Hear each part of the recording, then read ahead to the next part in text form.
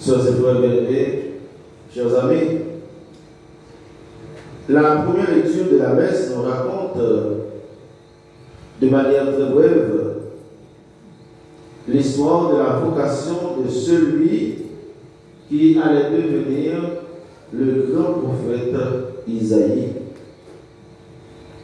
Avant tout, comme c'est signalé dans le texte, Isaïe était un homme aux lèvres impures. Cela veut dire quoi? Cela veut dire que Isaïe était quelqu'un qui ne raconte que des idioties, des ragots, des paroles malfaisantes et méchantes,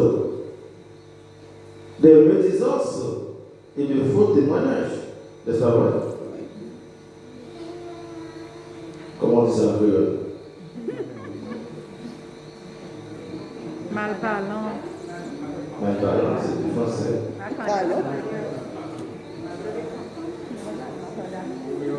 Isaïe, avec sa bouche, sa langue, nous imaginons qu'il ne fait que dénigrer les autres. En un mot, Isaïe était un homme infréquentable et indésirable. Cela dit, Isaïe était aux abîmes des ténèbres du péché. Mal parlant, c'est un péché grave.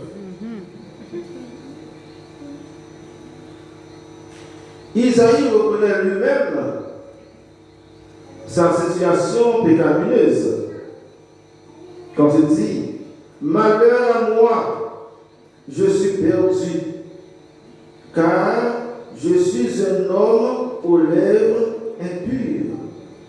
J'habite au milieu d'un peuple aux lèvres impures, et mes yeux ont vu le roi, le Seigneur de l'univers. »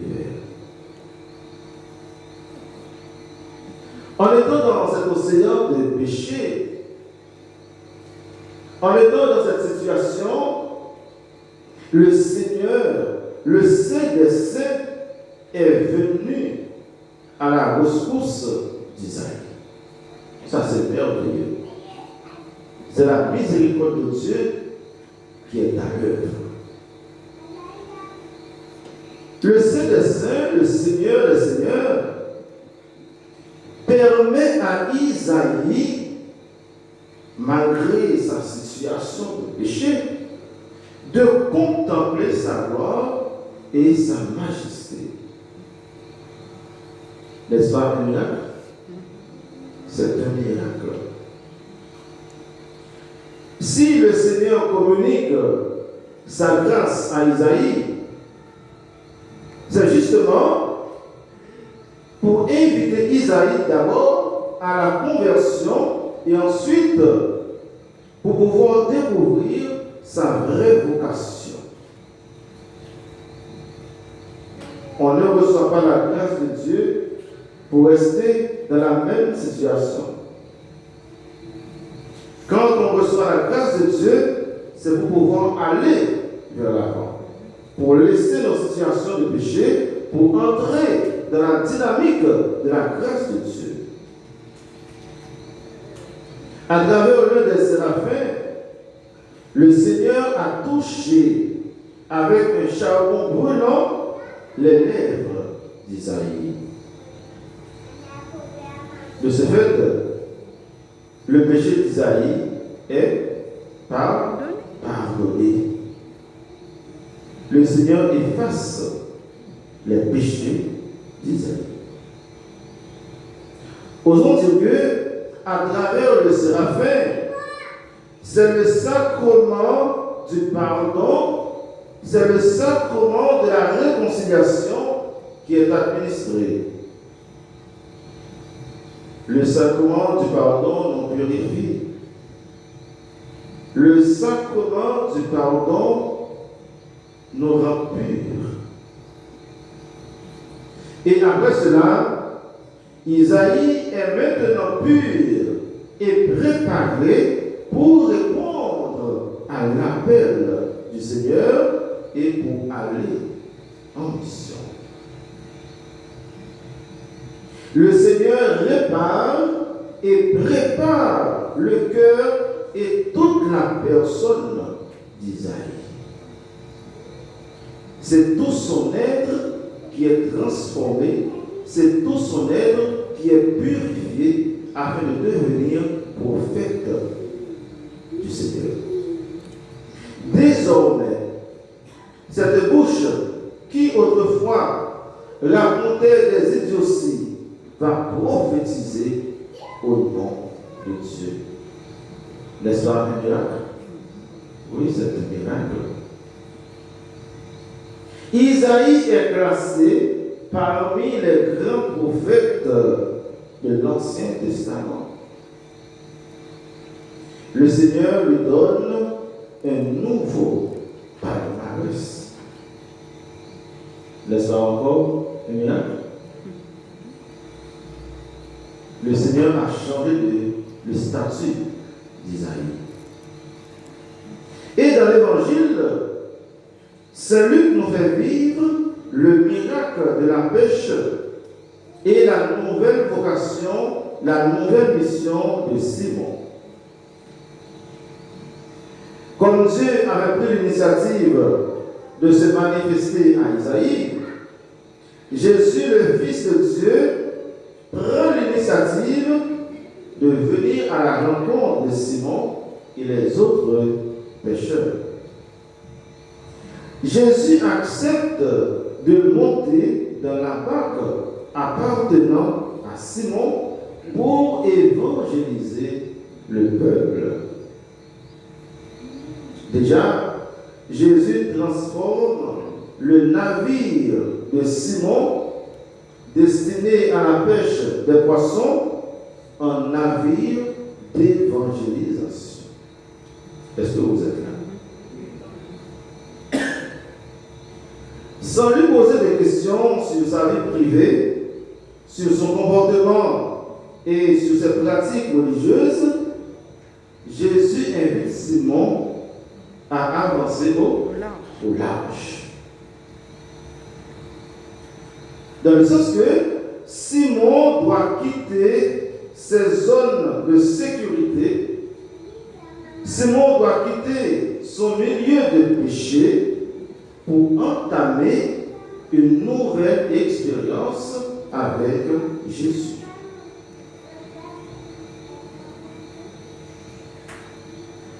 Le premier miracle dans l'Évangile, c'est quel miracle d'après vous? C'est quel miracle? Ce n'est pas la pêche. C'est déjà l'obéissance. Ce n'est pas la pêche dite miraculeuse.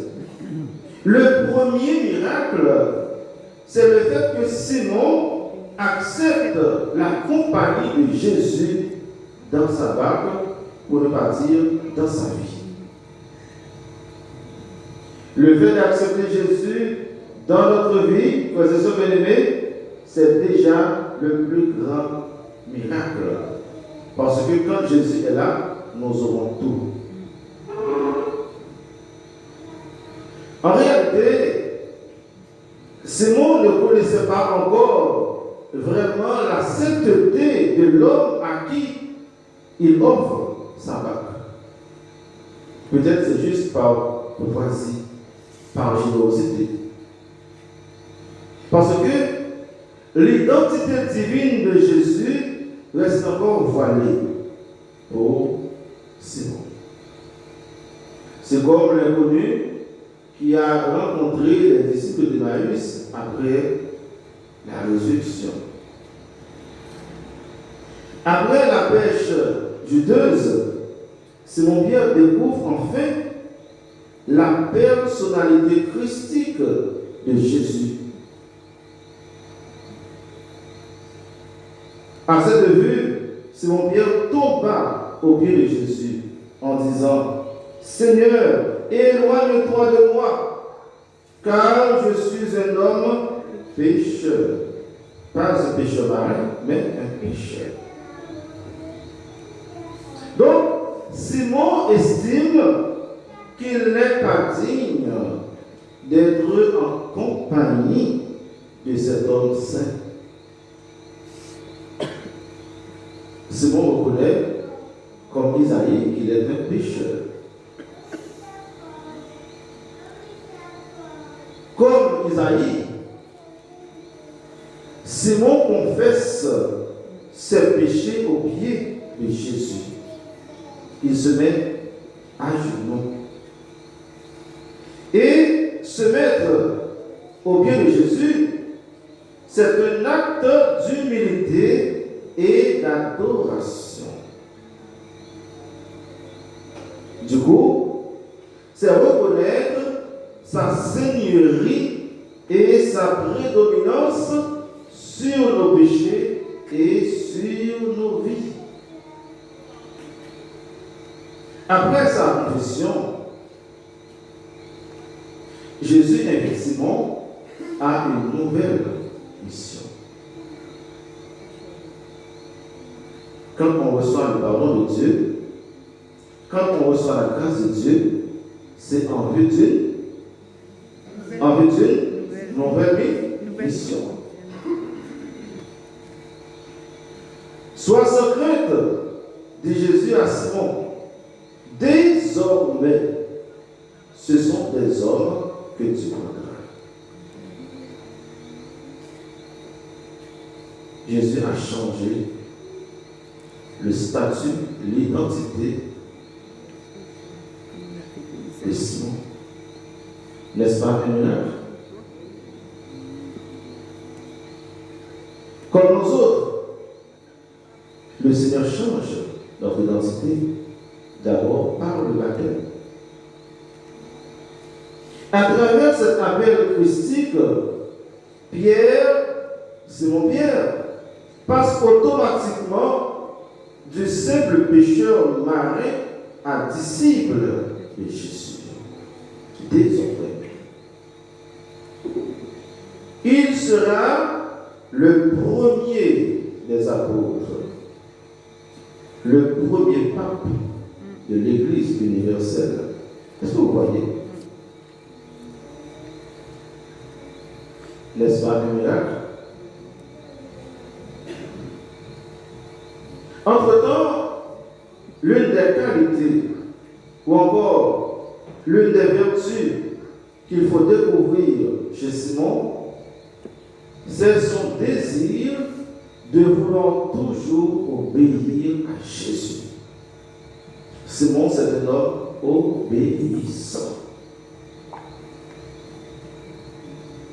Maître, dit-il, nous avons peiné toute la nuit sans rien prendre, mais sur ta parole, je vais jeter les filets. C'est l'obéissance. Pierre, Simon, c'est un professionnel en matière de pêche.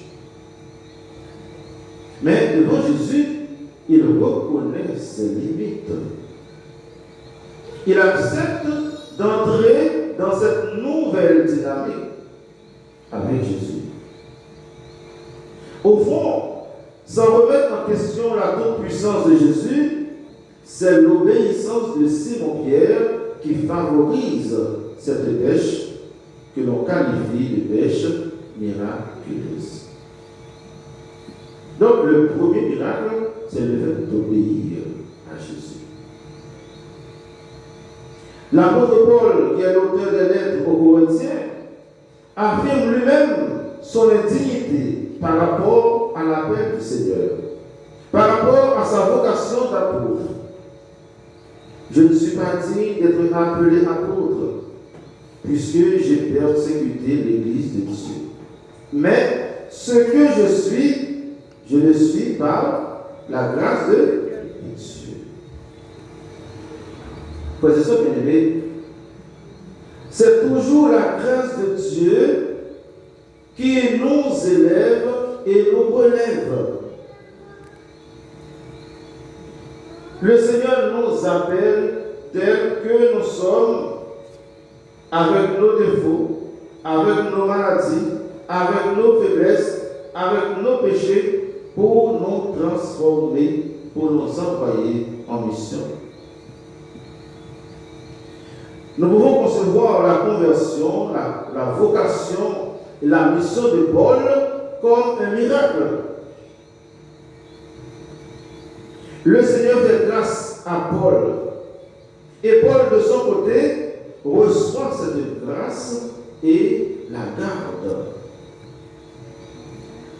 Paul a fait fructifier la grâce de Dieu en lui à travers ses œuvres, à travers sa mission. Et sa grâce, dit Paul, venant en moi, n'a pas été stérile. C'est une grâce qui a multiplié. Une grâce qui a enfanté des enfants. Cette grâce a enfanté Tite. Cette grâce a enfanté Timothée et tant d'autres. Mais nous aussi. Est-ce que, au niveau spirituel, nous donnons naissance à des enfants spirituels dans l'Église? Mes chers amis, frères et sœurs bien-aimés, dans notre vie de tous les jours, dans nos prières, nous aussi, nous attendons et demandons des miracles. Pas vrai? Nous demandons des miracles. Nous ne devons pas oublier que le premier miracle que nous devons chercher et demander, c'est la grâce d'accueillir et de recevoir Jésus dans notre vie. Le miracle que nous devons demander et rechercher en vérité, c'est notre vraie conversion et notre vraie vocation dans le monde. Comme Isaïe, nous devons demander la purification de nos lèvres, la purification de nos bouches, qui disent souvent des paroles méchantes et destructives. Nous devons demander le miracle de la purification de nos sentiments, de nos désirs, de nos intentions, de nos pensées et de nos actions. Nous devons arriver à ce miracle.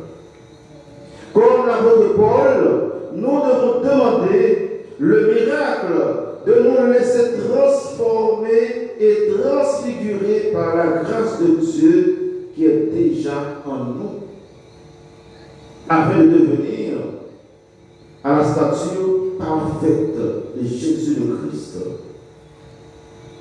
Fort souvent, nous faisons trop de résistance à la grâce de Dieu. Dieu veut nous changer, mais nous ne voulons pas. Nous faisons de la résistance. Comme Pierre, nous devons laisser à Jésus de monter dans la barque de nos vies telles que nous sommes. Nous devons donner à Jésus sa toute vraie place dans la barque de nos familles. Nous devons demander à Jésus le miracle d'être présent dans nos relations, dans nos fréquentations. Nous devons confier nos projets à Jésus. Nous devons apprendre à obéir et à faire confiance à Jésus, même si tout va mal. Il veut transformer nos échecs en réussite. Dans le signal de Simon-Pierre, nous devons vivre dans l'obéissance à la parole de Dieu. Comme il a fait pour Isaïe, pour Simon et Paul, le Seigneur nous rejoint dans nos péchés. Le Seigneur nous rejoint dans nos échecs et dans nos tribulations. Il veut nous rejoindre dans nos mauvaises manières de pratiquer la religion. Le Seigneur veut nous transformer en instruments d'évangélisation et de son royaume. Et cet appel est valable et lancé à tout homme et à toute femme. Sous l'impulsion de l'Esprit Saint, que nous soyons attentifs spirituellement afin de profiter de la grâce de Dieu qui est déposée en nous depuis le jour de notre baptême. Chers amis, frères et sœurs, à l'école de la Vierge Marie et Saint-Joseph, que nous soyons des vrais convertis, que nous soyons des vrais disciples missionnaires, partant à la pêche des âmes pour le Seigneur. Qu'il en soit ainsi. Au nom du Père, et du Fils, et du Saint-Esprit. Amen.